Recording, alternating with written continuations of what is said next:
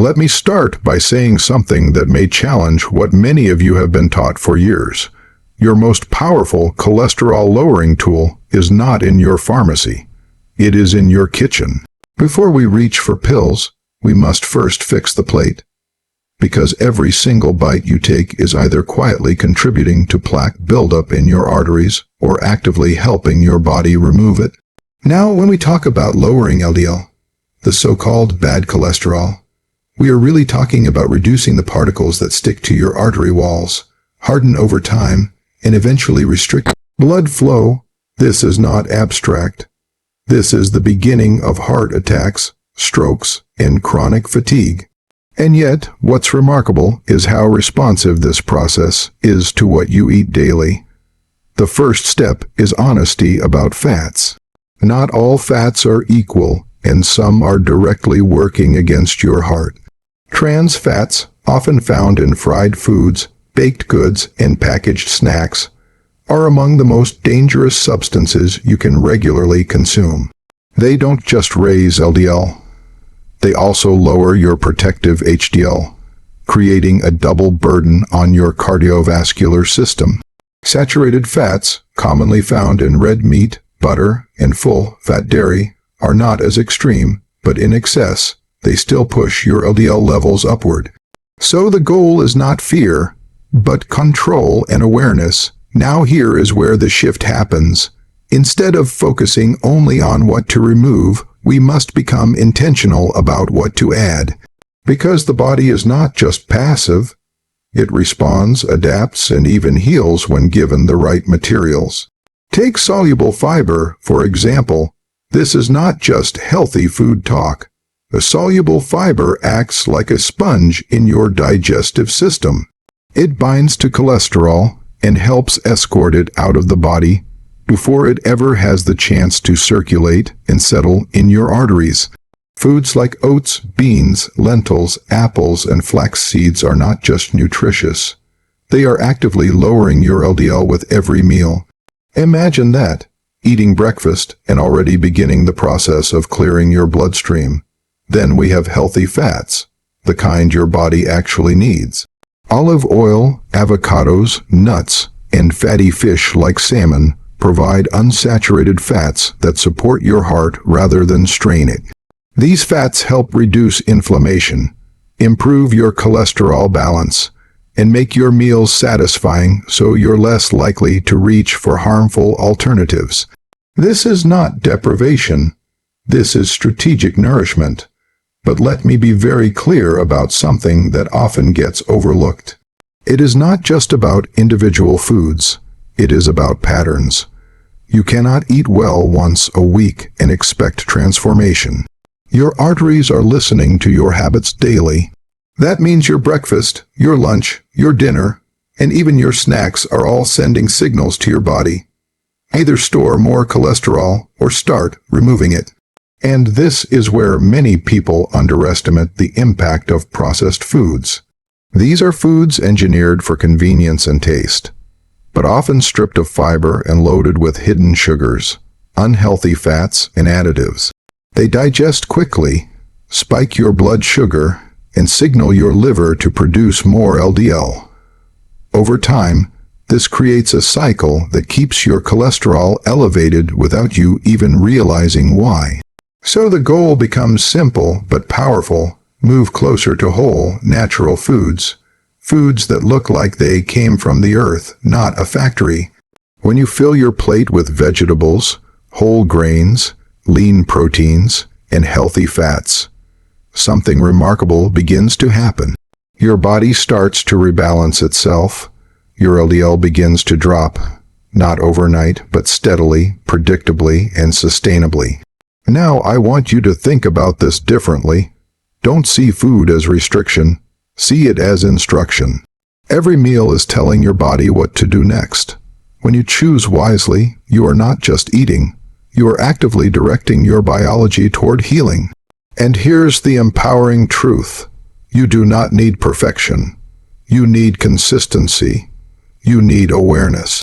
And you need the willingness to make small, repeated decisions that align with your long-term health. Because at the end of the day, the question is not whether food affects your cholesterol. The question is whether you are using it to your advantage. And once you begin to see your plate not just as a source of calories, but as a daily prescription for your heart, everything changes.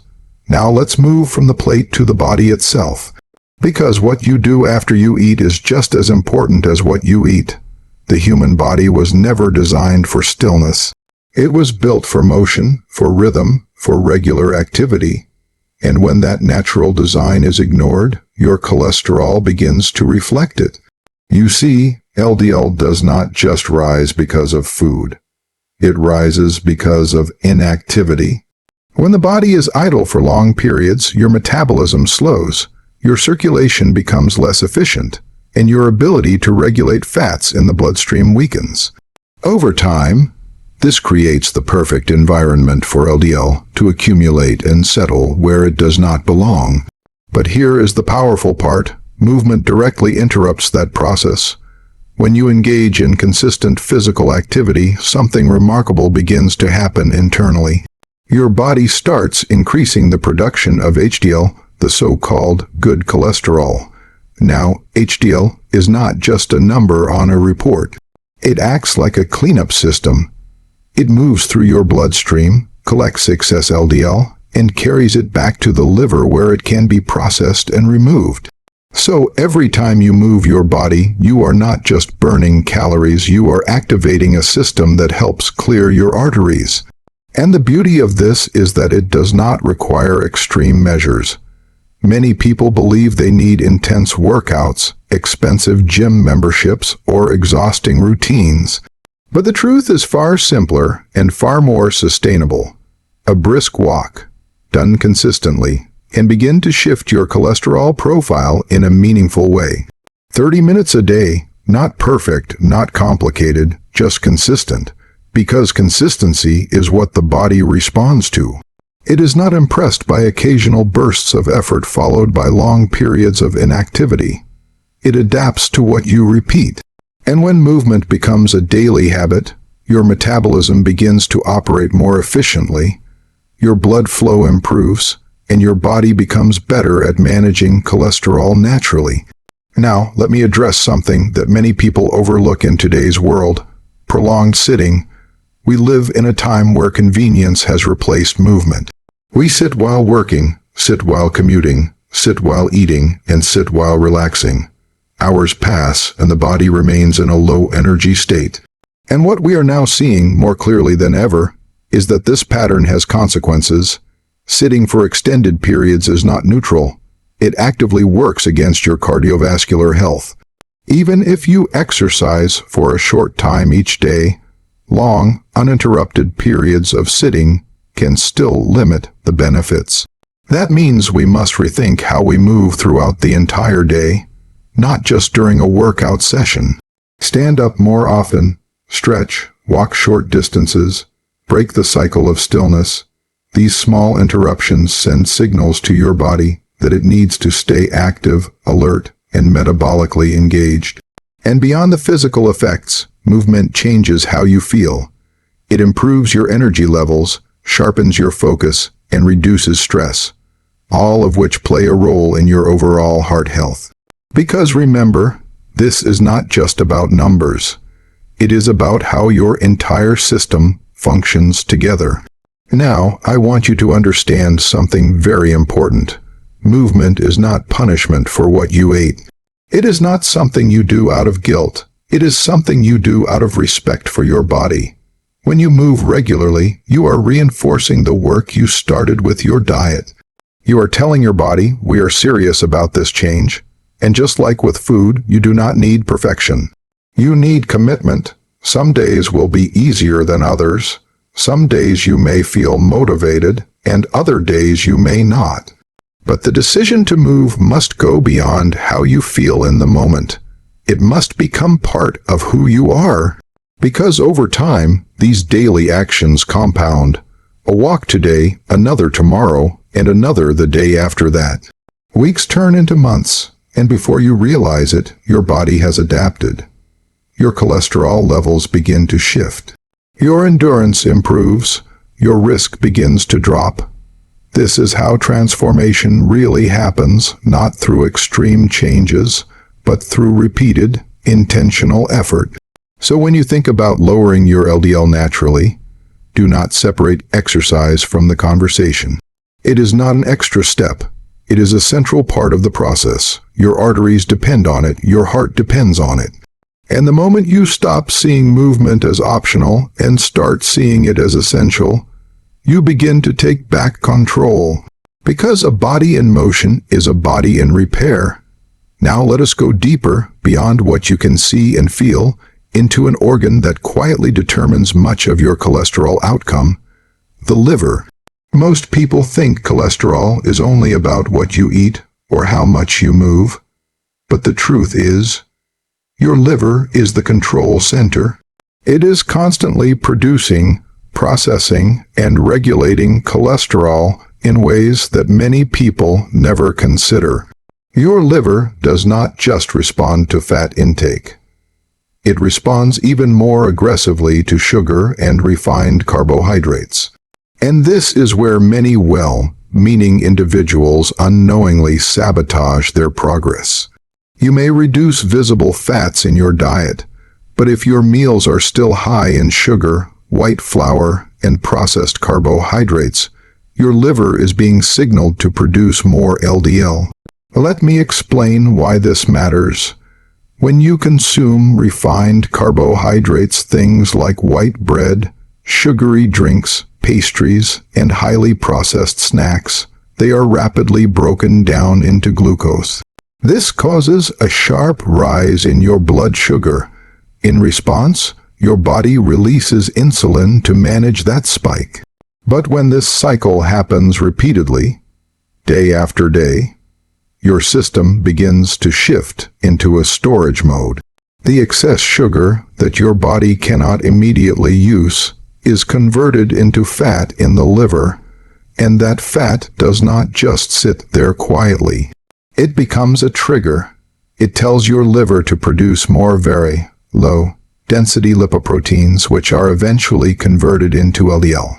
So even if you are not eating large amounts of dietary fat, your body is still manufacturing cholesterol internally because of sugar.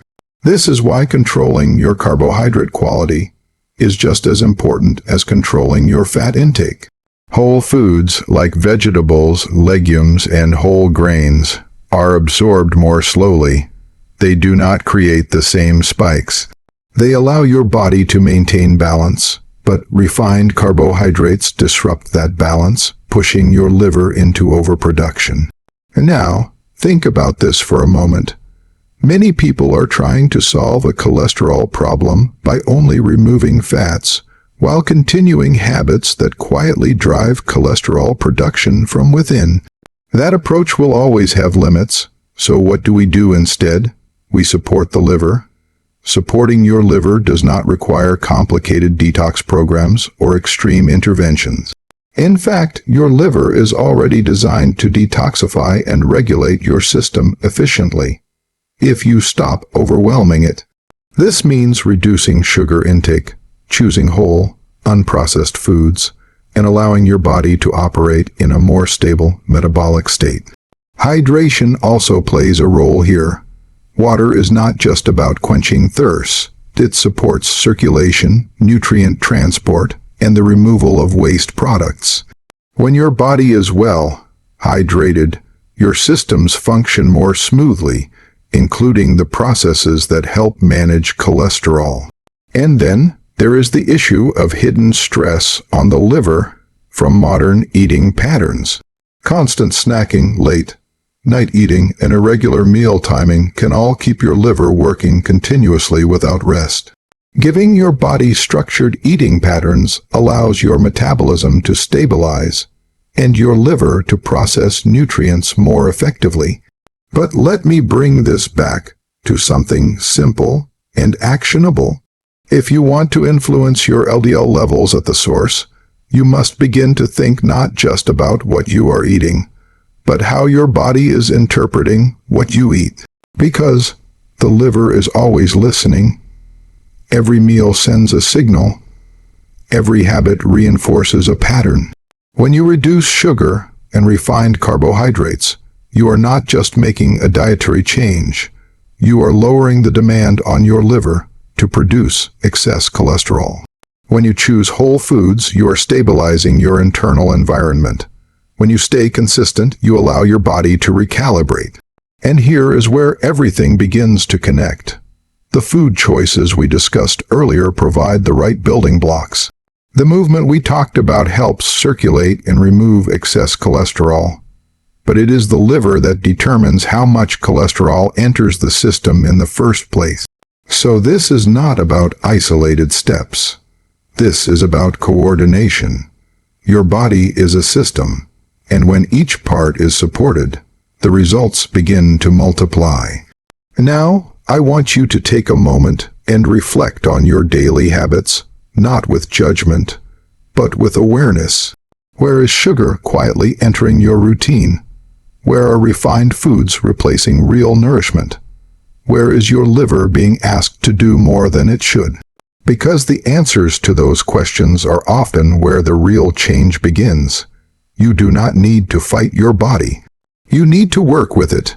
And when you align your habits with how your body is designed to function, you unlock a level of control that no medication alone can provide.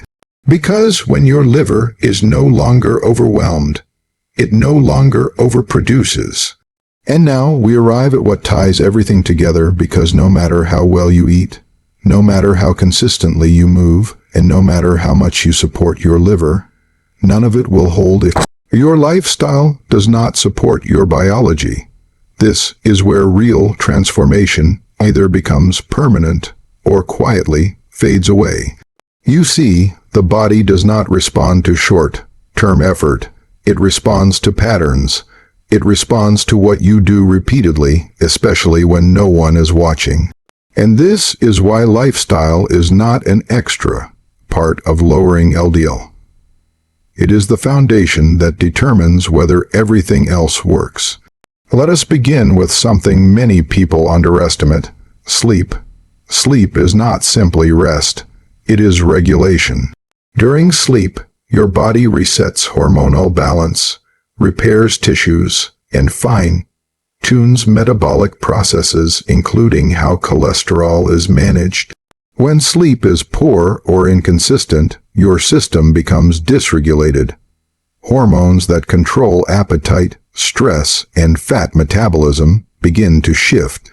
This often leads to increased cravings, poor food choices, and a higher likelihood of elevated LDL levels. And it does not take extreme sleep deprivation to see this effect.